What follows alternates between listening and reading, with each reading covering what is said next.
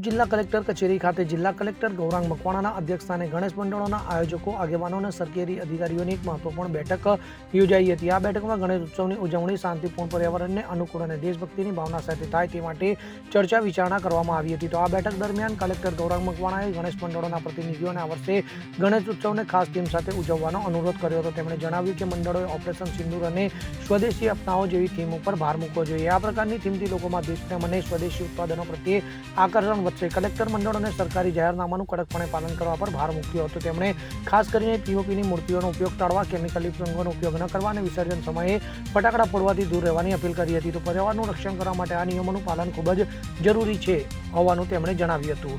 ત્યારે વિસર્જનની વ્યવસ્થા અંગે મોટી મૂર્તિઓ માટે ભાડુભૂત ખાતે વિશેષ વ્યવસ્થા ગોઠવવામાં આવશે, જ્યારે શહેરની અંદર નાના મંડળો માટે કૃત્રિમ કુંડો તૈયાર કરવામાં આવશે હોવાનું પણ જણાવ્યું હતું, જેથી વિસર્જનની પ્રક્રિયા સરળતાથી અને સ્વચ્છતાપૂર્વક પૂર્ણ થઈ શકે। તો આયોજન દરમિયાન વહીવટીતંત્ર દ્વારા શોભાયાત્રાના માર્ગોનું સમારકામ, લાઇટ અને સફાઈ સહિતની તમામ જરૂરી વ્યવસ્થાઓ કરવામાં આવશે। આ ઉપરાંત ભરૂચ જિલ્લા પોલીસ, ડીજીવીસીએલ અને વહીવટીતંત્ર કાયદો અને વ્યવસ્થા જાળવવા માટે સંકલનપૂર્વક કામ કરશે। તો આ બેઠકમાં જિલ્લા વિકાસ અધિકારી યોગેશ કાપસે અને ઇન્ચાર્જ એસપી અજયકુમાર મીણા સહિતના અધિકારીઓ પણ ઉપસ્થિત રહ્યા હતા।